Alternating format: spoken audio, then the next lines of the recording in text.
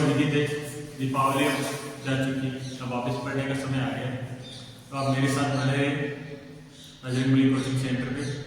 Math की class देखते रहे और पढ़ते रहे। और अगर आपको वीडियो अच्छा लगे तो लाइक करें, शेयर करें, सब्सक्राइब करें। हाँ दोस्तों, हम पढ़ रहे हैं फर्स्ट नॉलेज नंबर डी और इसका पहला क्वेश्चन था ये। इसमें ये कहना चाह रहा है कि फर्स्ट नॉलेज नंबर डी में पहला क्वेश्चन आपको ये बता रहा है जिसे हमारे पास एक टैंक दे रखा है, यानी कि टैंक, अगर टैंक में हमें पानी भरना है तो पानी भरेंगे तो हमें क्या निकालना पड़ेगा, इसका आयतन निकालना पड़ेगा, क्योंकि ये कितना स्थान घेरता है ये सिर्फ हमें आयतन से पता लगता है। और ये कह रहा है कि सेकंड में कह रहा है कि इस टैंक को बनाने में कितनी सीमेंट की बोरी लगेगी। तो सीमेंट या टैंक को बनाने के लिए हमें उसे बाहरी दीवारों को निकालना पड़ेगा, और बाहरी दीवार निकालने के लिए किसकी आवश्यकता पड़ेगी, क्षेत्रफल की आवश्यकता। इसी प्रकार तीसरा ये कह रहा है कि इस टैंक से हमें छोटे छोटे टैंक बनने हैं तो हमें क्या निकालना पड़ेगा, क्षेत्रफल है। तो आपको पता है बड़ा टैंक है और टैंक में कितना पानी आएगा, उसके लिए हमें आयतन की जरूरत होगी, और छोटे टैंकों को भरने के लिए हमें किसकी आवश्यकता होती है, आयतन की आवश्यकता। तो दोनों स्थिति में क्या निकालेंगे, आयतन। ये तो आपके 3 पॉइंट है। एक बेलन है जिसका व्यास रहेगा 7 सेंटीमीटर, यानी कि डी का मान 1 का व्यास, 1 का व्यास है अपने पास 7 सेंटीमीटर, और एक की ऊंचाई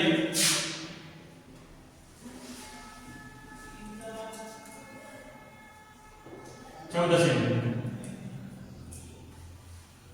यहां इसी प्रकार दिए डी का व्यास कितना है, 14 सेंटीमीटर, और बी की ऊंचाई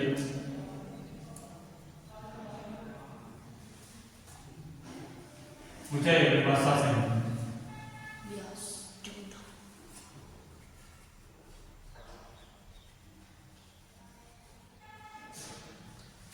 देखो जब व्यास है यानी अपने पास डी का मान है और हम जानते हैं कि डी यानी आर बराबर क्या होता है, आर बराबर होता है d/2, यानी कि व्यास 7 है तो त्रिज्या हो जाएगी 7/2, यानी 3.5 सेंटीमीटर। ये एक ही आर, और ये अपने पास आर, इसका व्यास कितना है 14 सेंटीमीटर, इसका व्यास हो जाएगा a/2, यानी कि 14/2 बराबर 7 सेंटीमीटर। अब ये कह रहा है कि बिना परिकलित बिना गणना किए भी आप ये बता सकते हैं कि इन दोनों में से आयतन किसका अधिक है। तो इसे आप बेलन का आयतन सूत्र सभी जानते हैं, πr², यानी त्रिज्या 2 बार गुना हो रही है और ऊंचाई से तो अपने पास 1 बार गुना हो रही है। तो कंफर्म में ये आप अनुमान लगा सकते हैं कि जिसकी त्रिज्या अधिक होगी, यानी इसकी त्रिज्या कम तो इसका आयतन कम होगा, और इसकी त्रिज्या कितनी अधिक, तो त्रिज्या 2 बार हो रही मल्टीप्लाई, यानी कि इसका आयतन बिना परिकलन किए हम ये बता सकते हैं कि इसका आयतन क्या होगा, आयतन है। अब हम गणना करके दिखाना, यानी हमें ये कंफर्म करना है कि इसका आयतन अधिक है सही, तो हम निकालेंगे एक आयतन बेलन एक आयतन,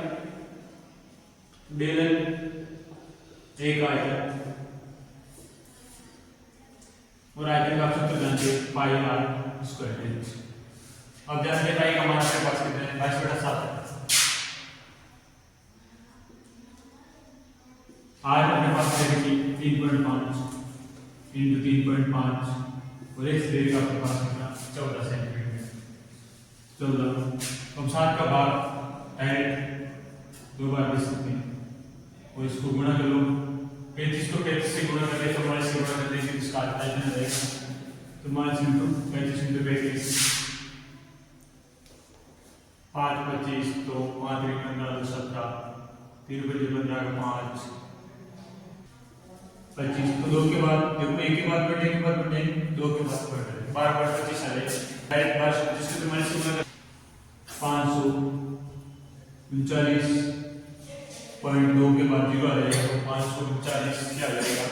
सेंटीमीटर क्यूब हो जाएगा, क्योंकि जो आप इकाई और बेसिक मशीन गन करती है आयतन की। अब बेलन एक आयतन हमारे पास आ गया, तो किससे निकालेंगे, बेलन एक आयतन, बेलन एक आयतन,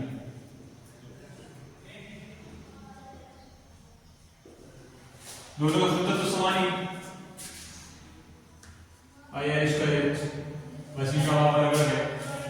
यहाँ पे पाई का मान बाईस बटे सात आ जाएगा आपके पास, और आर है अपने पास सात, सात इंटू सात, और ऊंचाई अपने पास सात, सात से सात कैंसिल, 22 इंटू 49, 49 को डायरेक्ट गुणा कर लेंगे, 50 में 58 यानी कितना आ जाता है 8 हासिल किलो, यानी कि 1078 सेंटीमीटर। यदि वी का आयतन है अधिक वी का आयतन अधिक है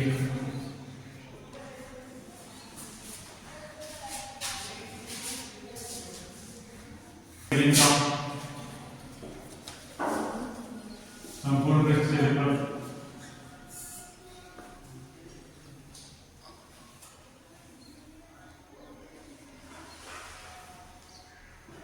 इसका अपने पास सूत्र है रुपया प्लस है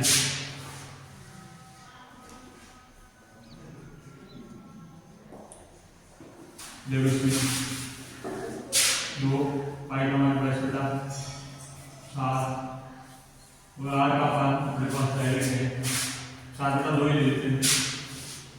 7/2 और यहाँ पे हम लिख देंगे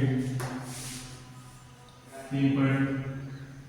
या 7/2 प्लस एच कितनी है इसका पता है, 7 से 7 कैंसिल 2 से 2 कैंसिल 22 इंटू मेरे पास आ जाएगा लोग तो लेंगे 2 7 प्लस 14 28 35/2 11 यानी 11 इंटू 35 इसका अपने पास आंसर आ जाएगा 35 और ये हो जाएगा 35 5 8 383 सेंटीमीटर स्क्वायर है। अब एल बी का पृष्ठ क्षेत्रफल संपूर्ण पृष्ठ क्षेत्रफल ये भी होता है 2 पाई आर प्लस एच, 2 पाई का मान हमारे पास 22/7 आ जाएगा और आर हमारे पास कितनी 7 है यहाँ से, और ऊंचाई 7 प्लस 7 से 7 कैंसिल 22 और 7 हुई 14 54 का 86 का 5 और 54 5 616 सेंटीमीटर। तो देखो अभी इसका आयतन है इसका क्षेत्रफल भी क्या है अतः बी का आयतन वे पृष्ठ क्षेत्रफल दोनों की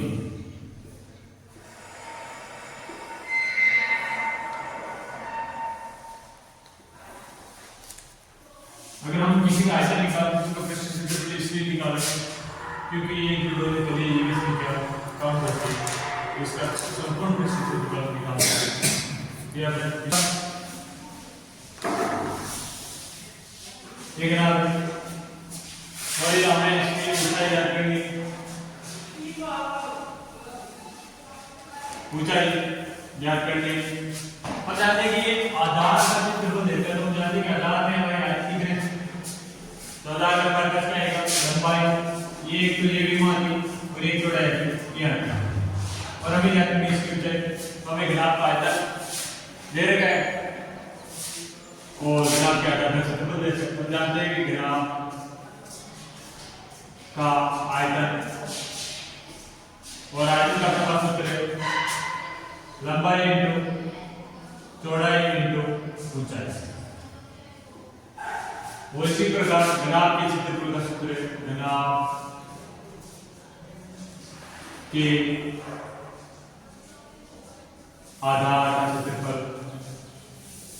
और आधार का क्षेत्रफल किस किस पे काम कर रहा है, आयत किस पे काम कर रहा है, और आयत हमारे पास करते लंबाई पर चौड़ाई। देखो एक तरफ के भी का मान दे रहे हैं, एक तरफ 2 के का मान दे रहे हैं, तो 2 का अवयव 3 में भाग दे देंगे तो हमारे पास ऊंचाई आ जाएगी। तो ग्राफ का आयतन दे रखे हैं, तो ग्राफ का आयतन का हमारे पास दे रखे हैं 200 सेंटीमीटर क्यूब। एक तरफ हो गया आधार, तो ग्राफ का आयतन के बराबर लिखेंगे लंबाई इंटू चौड़ाई इंटू ऊंचाई। ऊंचाई को हम छोड़ देते, इन 2 का मान हमारे पास है और कितना दे रखे हैं 180 सेंटीमीटर स्क्वायर। तो यहाँ पर कर देंगे 180 सेंटीमीटर स्क्वायर इंटू ऊंचाई, यहाँ से हमारे पास ऊंचाई का मान आ जाएगा। तो ऊंचाई बराबर 900, 180 फिर गुना में इसके पाएंगे तो बाद में 1 0 0 कैंसिल हो जाता है 90, यानी कितने आ जाएगी 5 सेंटीमीटर। और आप ये भी देख सकते हो इसकी जो इकाई सेंटीमीटर है और इसकी सेंटीमीटर की, तो इससे ये कैंसिल होगा, क्या हो जाएगा हमारा सेंटीमीटर, 5 सेंटीमीटर। और लिखेंगे एक घनाभ की ऊंचाई कितनी 5 सेंटीमीटर।